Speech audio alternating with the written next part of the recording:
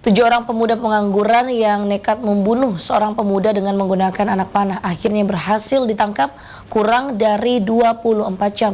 Korban dibunuh usai anak panah yang digunakan pelaku menembus jantung di depan parkiran kampus UIN Alauddin pada Minggu malam lalu.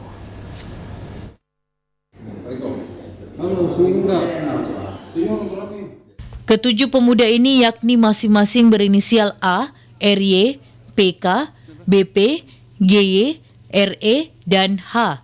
Digelandang petugas ke Satreskrim Polrestabes Makassar setelah melakukan pembunuhan secara berencana terhadap korbannya Sahwan yang bekerja sebagai tukang parkir. Para pelaku yang merupakan pengangguran ini nekat menghabisi nyawa korban lantaran ketersinggungan di media sosial.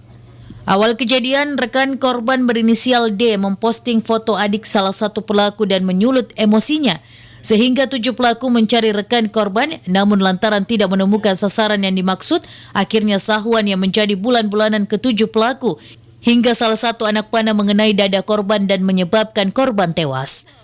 Ini awalnya mereka ada beberapa kelompok 4 orang, didatangilah 7 orang pelaku ini, dan di situ dilakukan penyerangan oleh beberapa pelaku ini, dan dari ke-7-7-nya sudah kami bisa amankan. Korban pun sempat dilarikan ke rumah sakit, namun nyawanya tak bisa lagi diselamatkan lantaran anak panah menembus jantung korban.